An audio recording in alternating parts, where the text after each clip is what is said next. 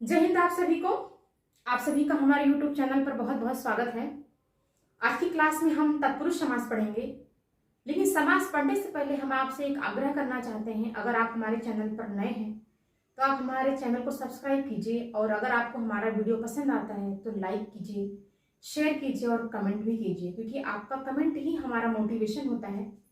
तो चलिए, आज की क्लास में हम तत्पुरुष समास पढ़ेंगे। और हम लोगों ने इसके पहले अव्ययी भाव समास को पढ़ा था, और अव्ययी भाव समास में हम लोगों ने ये देखा था कि अव्ययी भाव समास का जो पहला पद होता है वो प्रधान होता है। क्या होता है? अव्ययी भाव समास का पहला पद प्रधान होता है, लेकिन तत्पुरुष समास जस्ट उसका उल्टा होता है। तत्पुरुष समास का दूसरा पद प्रधान होता है, या उत्तर पद प्रधान होता है, कुछ भी आप बोल सकते हैं। तो चलिए देखते हैं तत्पुरुष समास। तत्पुरुष समास का अंतिम पद यानी बाद वाला जो पद होता है वो क्या होता है? वो प्रधान होता है। और इसमें दोनों पद किसी ना किसी कारक चिन्ह जैसे को हो गया, से हो गया, द्वारा हो गया, के लिए हो गया, से हो गया, का, के, की, ना, ने, नी, में, पे, पर या रा, रे, री, किसी भी तरह का कोई भी कारक चिन्ह अगर दो पदों के बीच में आता है तो तत्पुरुष समास की वही पहचान होती है। किस तरह से होती है उसके उदाहरण भी हम देखते हैं, लेकिन आप इतना जान लीजिए कि तत्पुरुष समास जो होता है वो दो पदों के बीच में कारक चिन्हों का प्रयोग उसमें हुआ रहता है। दो पद के बीच में जहां भी आपको कारक चिन्हों का इस्तेमाल आ जाए, आप वहां झट से तत्पुरुष समास लगा दीजिएगा, क्योंकि तत्पुरुष समास की सबसे खास पहचान ही होती है कि दो पदों के बीच में कारक चिन्हों का इस्तेमाल हुआ रहेगा, क्योंकि दोनों पदों के बीच में बिना कारक चिन्हों के इस्तेमाल के तत्पुरुष समास का निर्माण हो ही नहीं सकता है। तो आइए इसके उदाहरणों को हम कारक चिन्हों के साथ में देखते हैं। जैसे गगनचुंबी हो गया। गगनचुंबी में क्या है? गगन और चुंबी यानी गगन को चूमने वाला। आप देख रहे हैं ना, इसमें क्या है? को क्या है? को कारक चिन्ह है। अभी हमने देखा ना, ये को क्या है? इसमें कारक चिन्ह पढ़ते हैं ना, कर्ता ने कर्म को करण के से द्वारा संप्रदान के लिए अपादान से अलग होना, संबंध का, के, की, ना, ने, नी, रा, रे, री, या अधिकरण में, पे, पर, संबोधन भो, हे, अरे, इस तरह के शब्द आते हैं। तो उस तरह के शब्द हमारे इस तत्पुरुष समास में आपको दिखाई देंगे, जो कि तत्पुरुष समास की पहचान होगी। इस तरह देखते हैं गगनचुंबी यानी गगन को चूमने वाला। यहाँ को क्या आ गया? को हमारा कारक चिन्ह आ गया। पॉकेट मार, पॉकेट को मारने वाला, यहाँ को भी कारक चिन्ह आ गया। और कट फोड़वा यानी काठ को फोड़ने वाला। गिरह कट, गिरह को काटने वाला। चिड़ी मार, चिड़ियों को मारने वाला, यहाँ भी कारक चिन्ह का इस्तेमाल हुआ है। स्वर्ग को प्राप्त, स्वर्ग प्राप्त मतलब स्वर्ग को प्राप्त। अकाल पीड़ित, अकाल से पीड़ित, यहाँ आप जो है से देख रहे हैं, ये से। अच्छा, इसमें दो से आए हैं, एक से ये है और एक से ये है। एक से का मतलब होता है कि दो पदों के बीच में संबंध को बताने वाला, और एक से का मतलब होता है दो पदों के बीच में आकर के वो दो पदों का विच्छेद करता है। जैसे पेड़ से पत्ते गिरते हैं, तो यहाँ क्या हुआ? पेड़ से पत्ता अलग हो रहा है, तो वहां से का इस्तेमाल हुआ, क्योंकि वो दो पदों का विच्छेद कर रहा है। और ये जो से है ये दो पदों को आपस में जोड़ता है। जैसे देखिए, ये अकाल पीड़ित यानी अकाल से पीड़ित, यहाँ क्या है? पीड़ित है। किस चीज से पीड़ित है? अकाल से पीड़ित है, यानी कि अकाल और पीड़ित को जोड़ने के लिए से कारक चिन्ह का प्रयोग किया गया है। यहाँ कोई चीज किसी से अलग नहीं हो रही, बल्कि इन दोनों का संबंध जो है ये से बता रहा है। इस तरह से हमारा कौन सा जो है ये तत्पुरुष समास होगा। हाँ, अगर पेपर में इस तरह से पूछा जाए कि तत्पुरुष समास में कौन सा तत्पुरुष समास है, तो इसको आपने क्या बोलेंगे आप? अगर मान लीजिए आपसे कोई पूछ लिया कि गगनचुंबी, गगनचुंबी कौन सा तत्पुरुष समास है, तो क्या लिखेंगे आप? कर्म तत्पुरुष समास। क्या है? कर्म तत्पुरुष समास।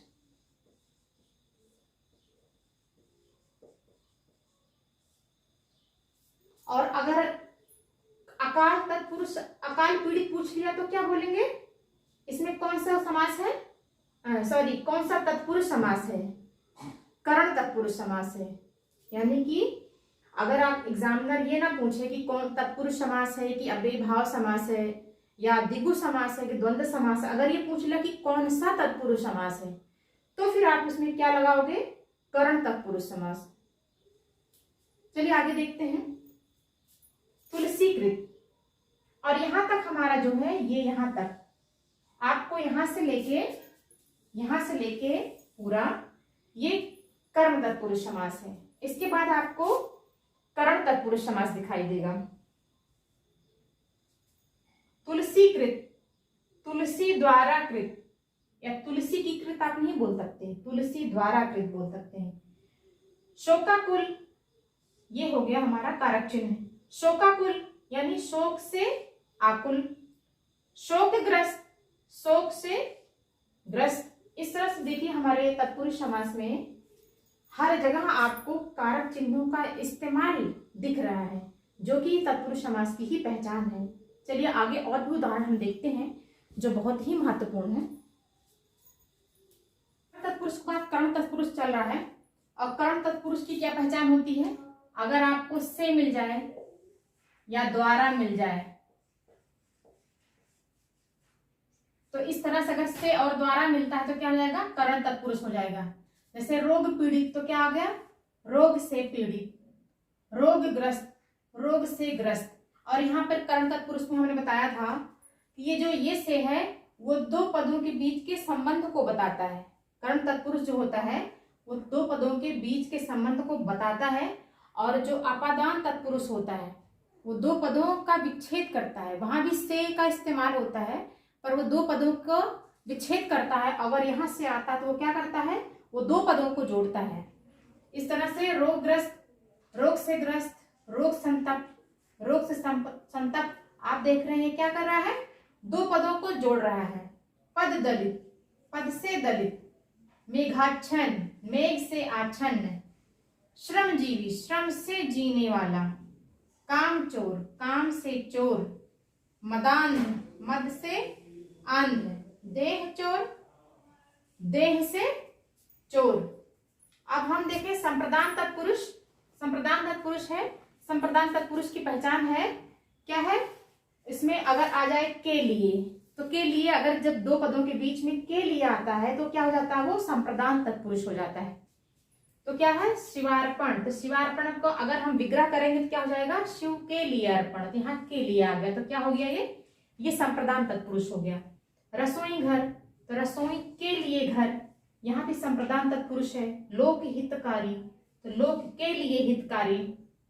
मार्ग व्यय, मार्ग के लिए व्यय। स्नान घर, स्नान के लिए घर। विधानसभा, विधान के लिए सभा। गौशाला, गौ के लिए शाला। देवालय, देव के लिए आलय। पुत्र शोक, पुत्र के लिए शोक। इस प्रकार से हम देखें कि जब दो पदों के बीच में के लिए का इस्तेमाल अगर होता है, के लिए का अगर इस्तेमाल होता है तो वहां हमारा क्या होगा? वो संप्रदान तत्पुरुष होगा। और आगे अपादान तत्पुरुष भी हम देखते हैं। अपादान तत्पुरुष के भी कुछ उदाहरण देख लेते हैं।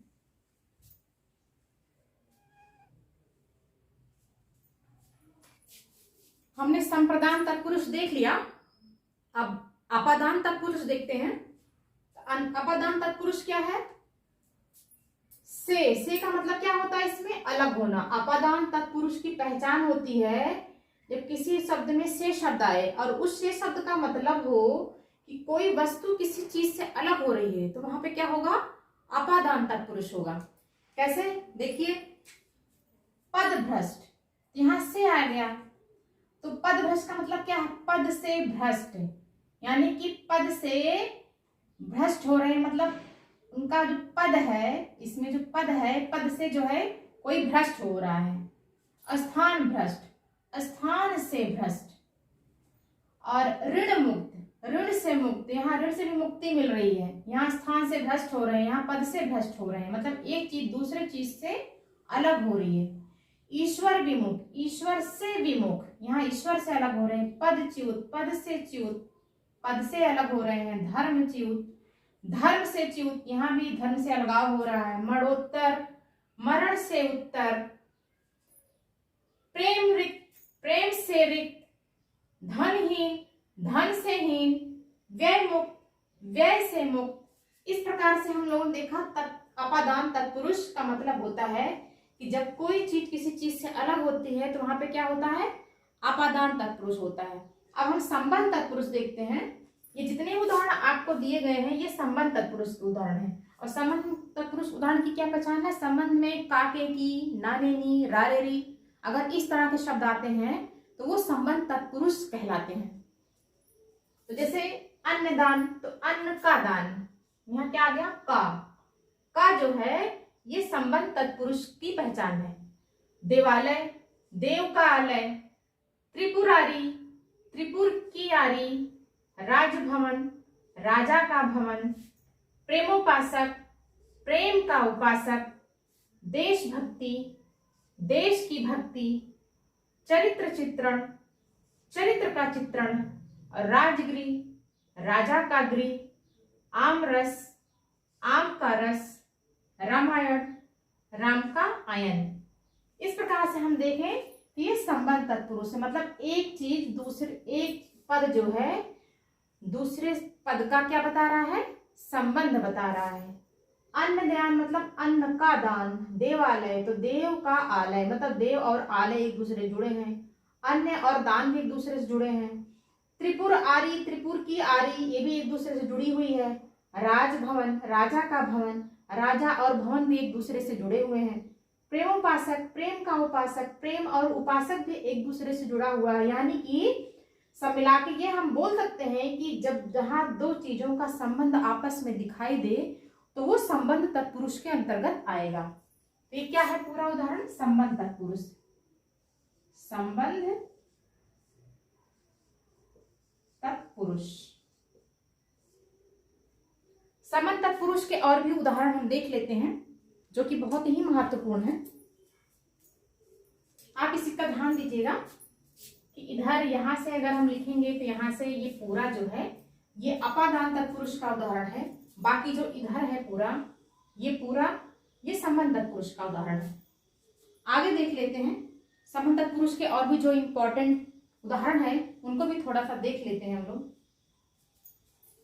जैसे खरारी, खर की आरी, क्या है, संबंध तत्पुरुष हो गया। ग्रामोद्धार, तो ग्राम का उद्धार। मृग छोना, मृग का छोना। हिमालय, हिम का आलय। इस तरह संबंध तत्पुरुष में हमने देखा कि का, की, के, इस तरह नानी ने, रारी रे, इस तरह के जब शब्द अगर दो पदों के बीच में आ जाएं तो क्या हो जाएगा, वो संबंध तत्पुरुष हो जाएगा। अब अधिकरण तत्पुरुष देख लेते हैं। ये क्या है, अधिकरण तत्पुरुष।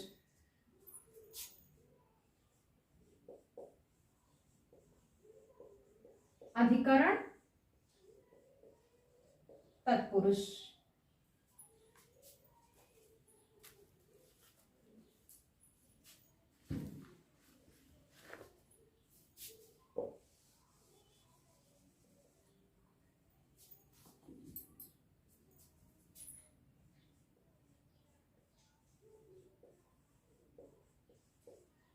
अधिकरण तत्पुरुष।